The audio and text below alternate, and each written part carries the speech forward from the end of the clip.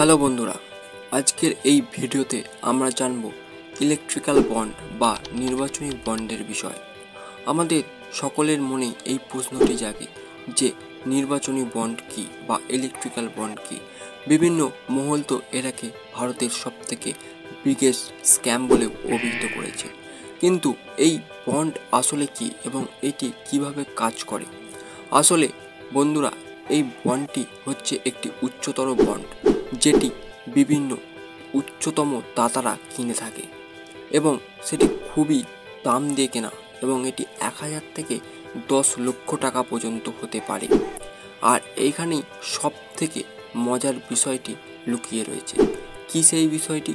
না, এই বন্ডগুলি যারা কিনবে তাদের নাম জানানো হবে না, অর্থাৎ যে দাতারা এই বন্ডগুলি কিনবেন তাদের নাম পাবলিশ করা হবে না এবং তাদের নাম কোনোভাবেই প্রকাশ্যে আনা হবে না এবং সেই দাতারা এই বন্ডগুলিকে এত উচ্চতর দামে কিনে তার সমর্থনযোগ্য পার্টিদের প্রদান করবে। অর্থাৎ সেই দাতা যে পার্টিকে সমর্থন করে সেই পার্টিকে এই বন্ডগুলি প্রদান করবে এবং 15 দিনের মধ্যে এটি নগদ টাকায় পরিণত হবে এবং সেই পার্টি যে সামনে ইলেকশন আসে সেই ইলেকশানে সেই টাকা খাটাতে পারবে। একটু বুদ্ধি দিয়ে ভাবুন তো, এই পার্টি যদি একবার জিতে যায় তাহলে তার কতগুণ বেনিফিট সেই উচ্চদাতা অর্থাৎ যে এই বন্ড কিনেছিল সে পাবে। এই টোটাল বিষয়টি একটি অন্ধকারের মধ্যে রয়েছে।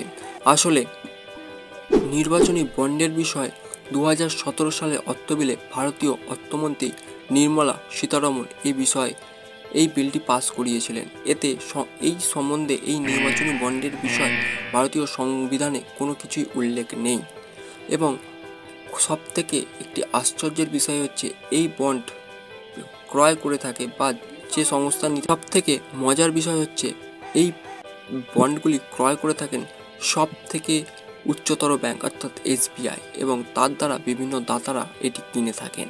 আপনার কি মনে হয় এই বন্ডটি কি সত্যি ভারতীয় অর্থনীতিতে একটি সবথেকে বড় স্ক্যাম? তাহলে কমেন্ট করে অবশ্যই জানাবেন। আর এরকম নিত্য নতুন ভিডিও দেখতে আমাদের চ্যানেলটি অবশ্যই লাইক এবং সাবস্ক্রাইব করে দেবেন।